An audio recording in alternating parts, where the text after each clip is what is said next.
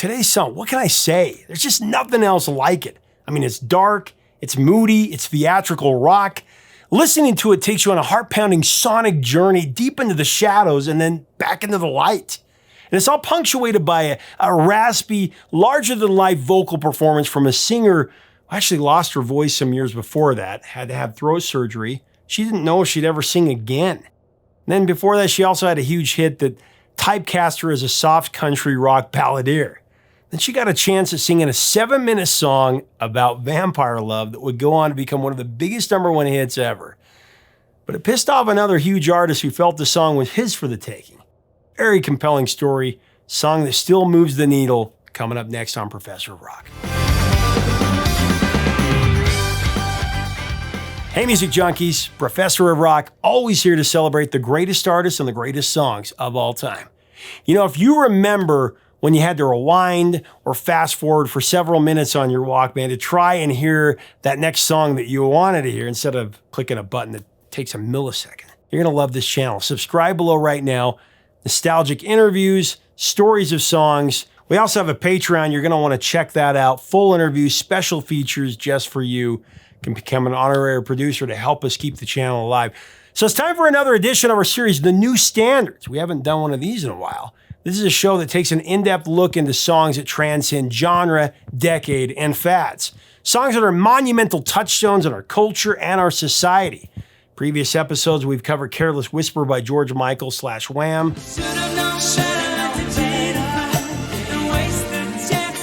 Time After Time by Cyndi Lauper.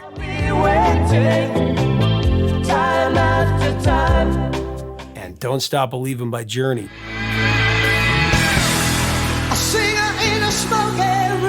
But today, we're breaking down a big-time hit from 1983. Song that not only ruled the charts, but captured souls of audiences everywhere. Talking about the #1 hit, Total Eclipse of the Heart by Bonnie Tyler. A total eclipse of the heart.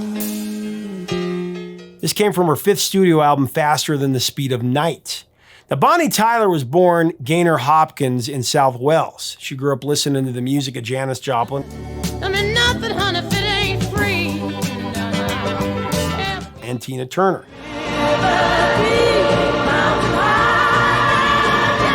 At the age of 17, she answered a newspaper ad for backup singers at a local club and began singing almost daily in Welsh clubs and pubs from then on. From the get-go, Bonnie Tyler had a naturally bluesy and raspy voice. I was lost in France.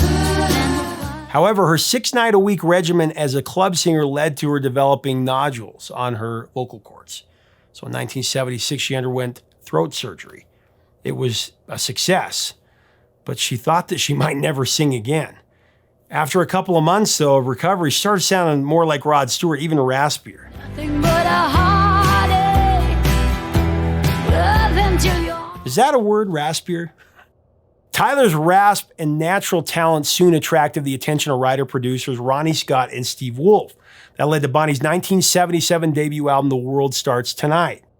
However, it was her sophomore release the following year that would give Bonnie Tyler her first taste of Billboard chart success. The album, Natural Force, featured It's a Heartache. It's a heartache. Nothing but a heartache. The single was actually released ahead of the record as the second single in November 1977, and it would go on to #3 on the Hot 100, all the way to #3. The single was actually released ahead of the record as the second single in November 1977, and it would go all the way to #3 on the Hot 100. A lot of people get it mixed up. They think that Kim Carnes sings this. It was Bonnie Tyler. But after that, Bonnie Tyler pretty much vanished from the spotlight after her song dropped off the charts for a while. She said, "I was taking a bit of a nosedive. That's because Heartache was actually more of a headache than anything else. The song with its country leanings was not indicative of the direction that Bonnie Tyler wanted to steer her career at that point. Scott and Wolf were pushing the soft country rock vibe, and in Bonnie Tyler's words, it really cheesed her off. She hadn't even liked recording the song, and now she felt like she was being typecast in the wrong genre entirely. So by the time Bonnie Tyler released her 4th studio album, 1981's Goodbye to the Island, she had had enough. she started to distance herself from her manager and her songwriter-producer's team, and completely discouraged, Bonnie Tyler gave up performing over the final 18 months of her contract. Why love treat me this way? In the meantime, she stayed home listening to rock tapes and planning her next move career-wise. Her plan would involve both changing labels to CBS Records and then searching for a new songwriting partner. Enter the acclaimed Jim Steinman. Steinman, of course, famous for writing and producing Meatloaf's 14 million selling 1977 album Bat Out of Hell. Actually, it sold a lot more than that worldwide. The duo made for a formidable partnership. Steinman, the composer, and of course, Meatloaf's larger-than-life voice and persona.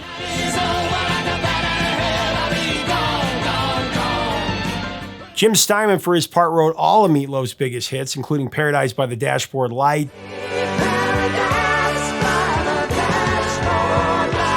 2 Out of 3 Ain't Bad, 2 out of 3 ain't bad. And later, I Would Do Anything for Love, But I Won't Do That, parentheses song.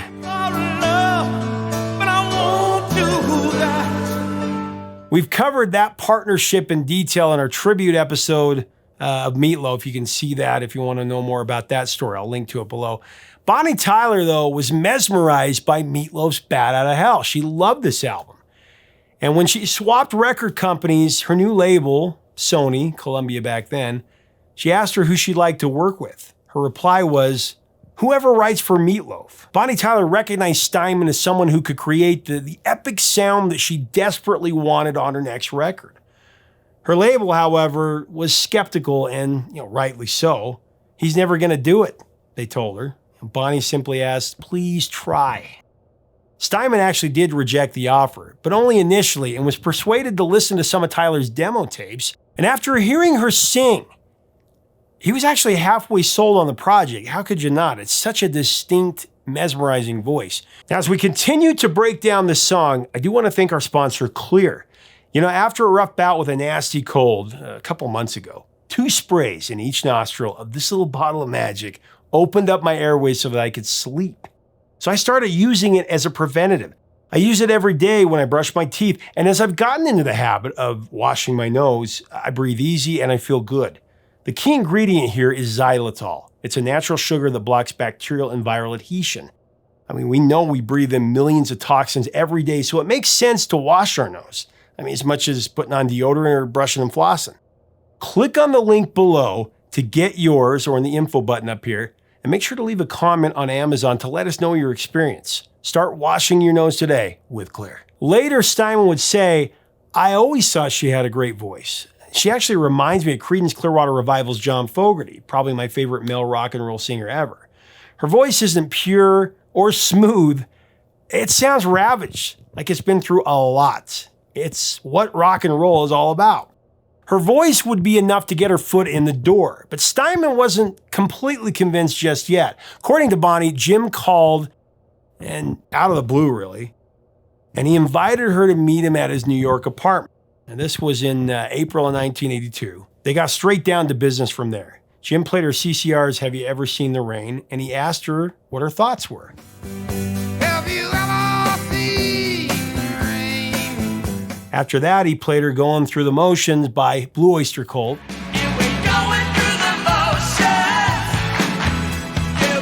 And Bonnie didn't know it at the time, but these 2 songs were actually a test. Steinman would later tell her that if she hadn't liked these songs, the partnership would be over before it even started. He wanted them to be musically in sync, make sure they're on the same page. Fortunately, they were. She loved the tracks, so much so that they would both make it onto her forthcoming album Faster Than the Speed of Night. And then came a 7-minute song about vampire love that would become a smash #1 hit. So weeks after her first meeting, Tyler returned to Steinman's with a view of writing her new record. It was then that she heard, for the first time, Total Eclipse of the Heart. Turn around. Every now and then I get a little bit lonely. Steinman had actually been working on Total Eclipse for quite a while. An early version of the song was called Come in the Night.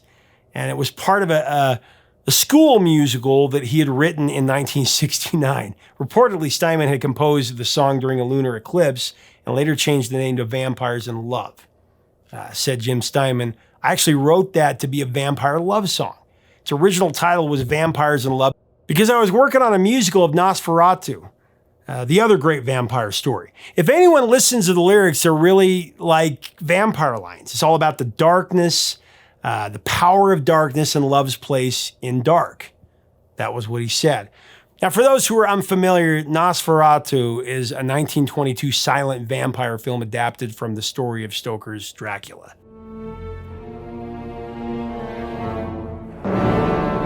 This connection helps to explain the love and the dark feel that really engrosses the song. Reading into the lyrics from a vampire perspective, a vampire-inspired perspective, it definitely sheds new light onto its meaning, so to speak. Take, for example, the lyrics, I get a little bit restless and I dream of something wild. Now and then I get a little bit restless and I dream of something wild. Or Forever's Gonna Start Tonight. Forever's gonna start tonight.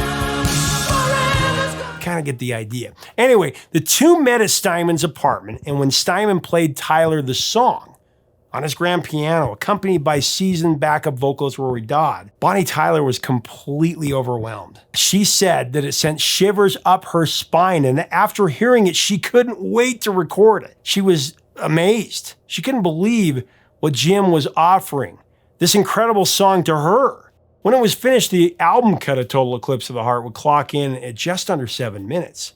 And it had everything a song really could need to take that next theatrical level. Phantom of the Opera style organ,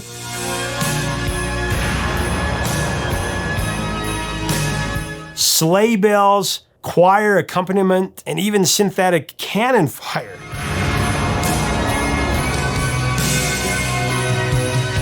Now, Rory Dodd would also feature on this song, of course, singing that pleading, that iconic turnaround bright eyes backup vocal, one of the best of the 80s.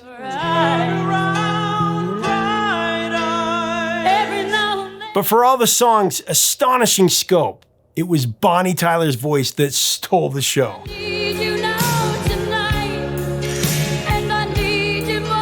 Steinman was enamored with it. He called Bonnie's voice perfect for what he was trying to get across with the song. He even said that her performance was like an exorcism. And you know what? He was absolutely right. Her performance is hypnotizing. It's heroic.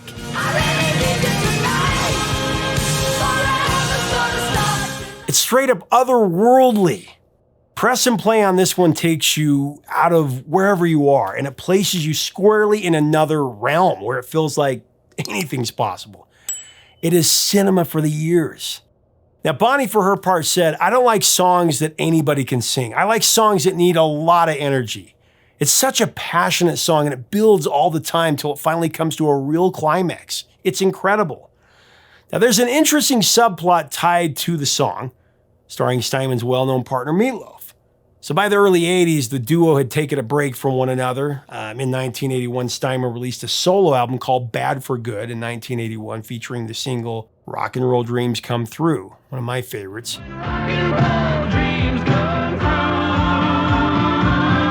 It actually made it to number 13 of the Hot 100. On the other side of the separation, Meatloaf, who was contractually bound to release a third studio album for Epic, well, he was about to miss out on some of Steinman's best work. Said Meatloaf, the record company said that I shouldn't have anything to do with Jim Steinman. Nobody wanted to hear his songs anymore. These morons passed on Total Eclipse of the Heart and Making Love Out of Nothing at All, which reached number 1 and number 2 in America the very same week. They couldn't care less about me. Yeah, that's right. When Total Eclipse reached number 1 on the Hot 100, the Jim Steinman penned Air Supply hit Making Love Out of Nothing at All was right behind it in the runner-up position. Out of nothing at all. I need you now tonight, and I need you more. He didn't replace himself at number 1, but he had the number 1 and number 2 hits. He really showed the powers that be. Top 2 songs in America at the same time. Very cool. And Meatloaf was stuck on the outside looking in. In theory, these were 2 songs that Meatloaf could have been singing. At least that's what he believed. He claimed that Steinman had written them both for him, but of course, there are always two sides to the story. Three, I guess, if you include Bonnie Tyler. Steinman and Tyler have both said that Total Eclipse was never meant for Meatloaf. In 2006, Steinman said that he didn't write Total Eclipse of the Heart for anyone but Bonnie Tyler. Tyler has also noted that. Meatloaf was apparently very annoyed that Jim gave that song to me, is what she said. But Jim said he didn't write it for Meatloaf, that he only finished it after meeting me. Seeing how Jim Steinman had been working on it for over a decade before giving it to Tyler, it's not hard to believe that, Meatloaf would have been aware of the song and, might have felt that he deserved a crack at it. But as it is, Bonnie Tyler got the go-ahead, and it's her version that went down in history. I was falling in love, but now I'm only falling apart. So the music video, let's talk about that for a second. That had a lot to do with supernatural and surreal as well. Directed by Russell Mulcahy, who had previously collaborated with Fleetwood Mac, Elton John, and Billy Joel. And though it may not seem possible, the video is even more over the top than the song is. Filmed on location at the Holloway Asylum, it was a large Victorian Gothic hospital near Virginia Water, Surrey, England. The music video features Tyler dressed in dreamy white and bathed in shadow, wandering the premises as flowing drapes, blown open doors, swaying light fixtures, and burning candles set the mood. Every now and then I get a little bit lonely. Add to that a cast of curious characters that include dancing ninjas, tuxedo toasters, gymnasts, fencers, leather jacket rockers, a high school swim team, gridiron football players, and a laser-eyed boy choir. You got one hell of a backdrop for one of the most epic showpiece singles ever written or filmed, really. Every now and then I fall apart. Total Eclipse of the Heart. That debuted on the Billboard Hot 100 on July 16, 1983, and it stayed on the chart for 29 weeks. 4 of those took number 1. It also topped the Cashbox Top 100 chart, and at its peak, Total Eclipse of the Heart was selling 60,000 copies a day. Internationally, it broke the top 10 almost everywhere, going to number 9 in Spain, 6 in Denmark and Finland, number 3 in Sweden, Switzerland, and France. And it went to number 1 in Canada, the UK, Australia, Ireland, New Zealand, South Africa, and also Norway.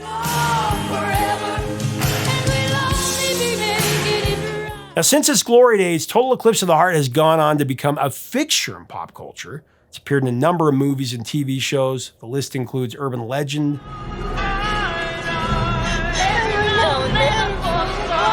Cold Case, Criminal Minds, Austenland, Futurama.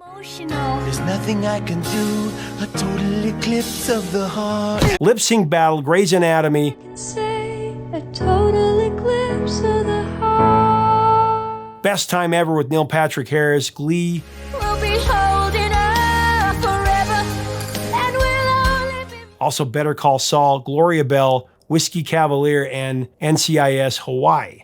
Total Eclipse of the Heart has also been covered numerous times. Tori Amos, Every now and then I get a little bit terrified, and then I see the. Better Than Ezra, Jan Arden, Kelly Clarkson, And I need you more than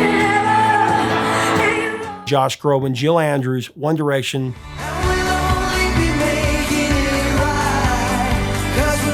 and Brandy Carlisle.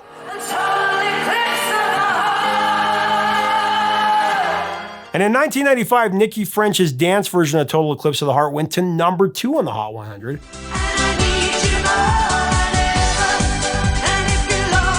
Also went to number 5 in the UK, introducing it to a whole new generation. And not surprisingly, Jim Steinman has sang it as well. Total Eclipse of the Heart is this massive ballad that is no doubt Tyler's finest moment.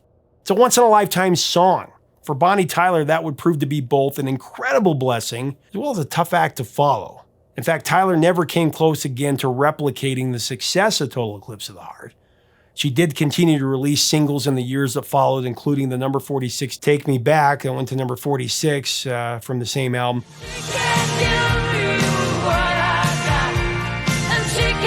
She did break into the top 40 with another Steinman collaboration in '84, though.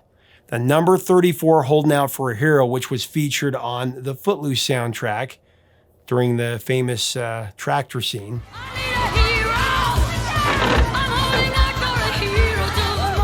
It's had massive success since then. terms of streaming, it's actually had over 500 million streams. She also turned into number 76 Here She Comes single for the Metropolis soundtrack. Here she comes, here she comes. And also the number 77 If You Were a Woman and I Was a Man. That was in 86.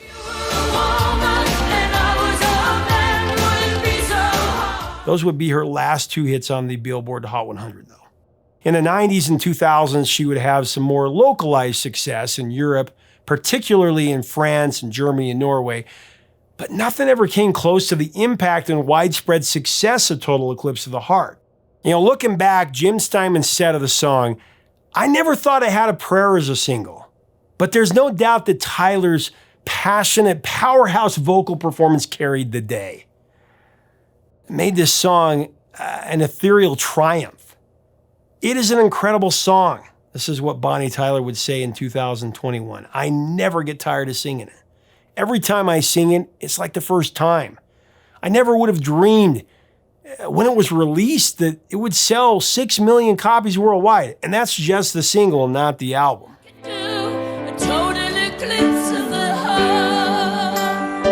You know, looking back, I remember as a kid riding with my family on a camping trip. We were we're on the freeway. My parents were flipping through the radio stations, trying to find a good song, and they landed on this song. Every now and then I get a little bit tired of listening to this. Every one of my siblings started singing the song in unison, right after one another. My parents joined in, and within 30 seconds, you had a car full of diverse musical tastes. And my dad, a rocker, my mom, Barbra Streisand and Donny Osmond lover, my sisters, a couple of pop princesses, and me and my brother, who were a couple of glam metal headbangers. We were singing every word with every force that we had within ourselves. It's the power in this song.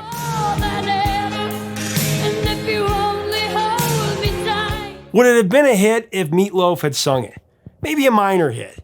But all due respect to Meat, Bonnie Tyler owned this song from note one. She took a 7-minute song about vampires and made it everyone's song. Thanks, Bonnie. Nothing I can do, a total eclipse of the heart. Thanks so much for watching. Leave us a comment about Bonnie Tyler and Total Eclipse of the Heart. What are your memories of this song? Let us know in the comments below. What do you think about her raspy voice? About this song, would it have been a hit if Meatloaf covered it? Tell us in the comments. Make sure to subscribe below so that you're part of our community. We'd love to have you. Until next time, 3 chords and the truth, my friends.